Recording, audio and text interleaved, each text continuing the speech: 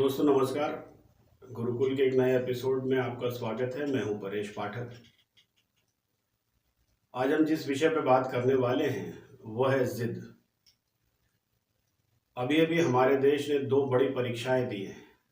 एक परीक्षा अभी जारी है, वह है कुंभ। प्रतिदिन 1 करोड़ से अधिक लोग वहां आ रहे हैं।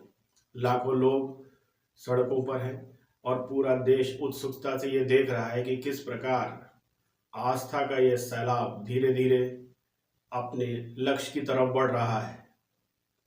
लाखों करोड़ लोगों को यह भी कहा गया है कि आप अगर अभी तक कुंभ नहीं जा पाए हैं तो देश के लिए आप अपनी यात्रा को कुछ दिनों के लिए टाल दें। वहीं दूसरी ओर दिल्ली के चुनाव समाप्त हुए, लोगों ने अपना निर्णय सुनाया और अब इस निर्णय की समीक्षा 5 साल तक होती रहेगी।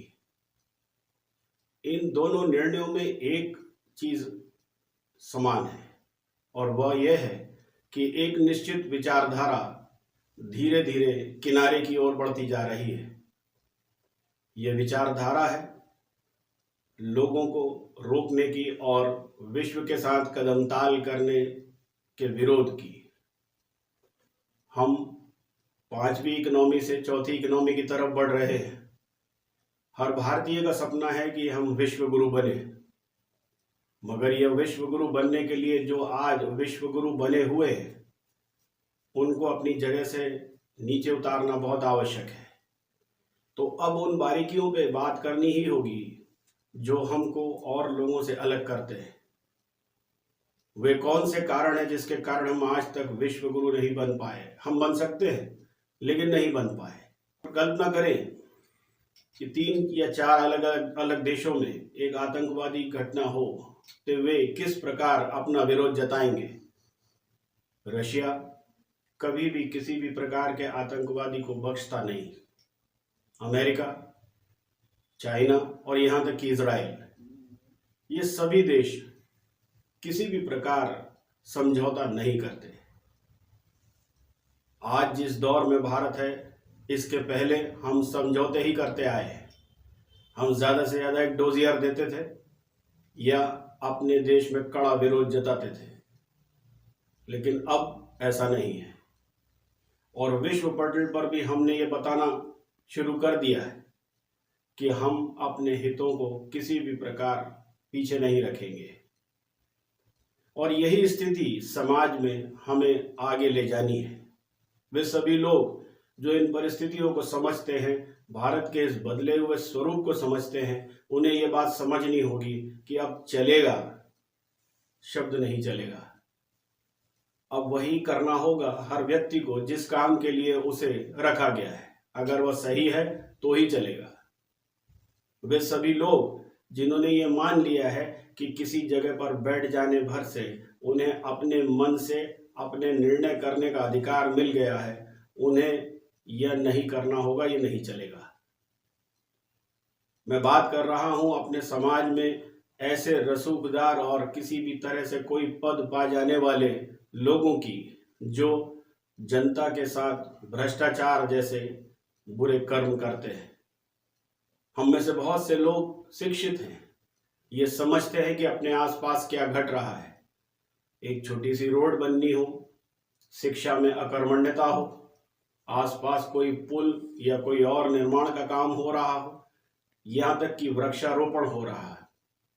कई बार हम ये देखते हैं कि यहाँ जो कुछ भी हो रहा है वह ठीक नहीं है, लेकिन हम मान लेते हैं चलेगा, हमें क्या। लेकिन अब ऐसा नहीं होना चाहिए। अगर आप चाहते हैं गांव में बैठ के, शहर में बैठ के या अपने ड्राइंग रूम में बैठ के कि हमारा देश आगे बढ़े और उसमें आपकी कोई भूमिका हो, तो आपको अब आवाज उठानी चाहिए।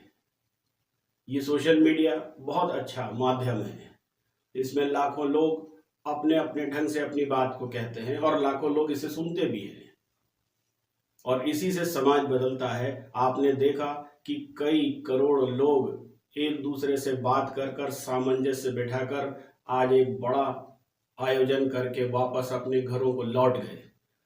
इसमें सोशल मीडिया की एक बहुत बड़ी भूमिका है। आप सभी से निवेदन है कि अपने आसपास ऐसे लोगों को चिन्हित करें और ये देखें कि जिन्होंने जरूरत से ज्यादा भ्रष्टाचार मचा रखा है, उन लोगों को चिन्हित कर कर लोगों के सामने लाने का प्रयास करें।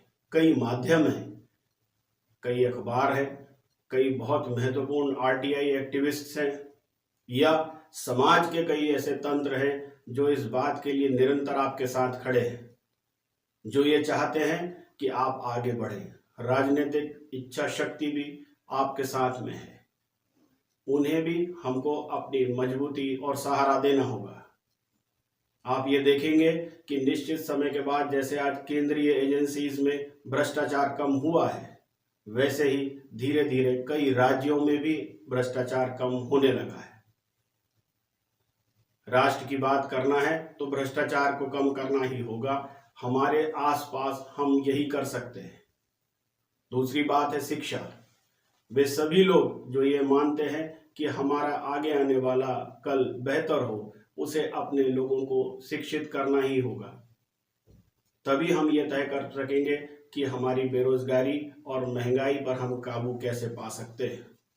अपने आसपास ऑफिस जाते समय या किसी काम पर जाते समय किसी भी प्रकार का अपराध या भ्रष्टाचार होते हुए देखें तो उस पर आवाज उठाएं।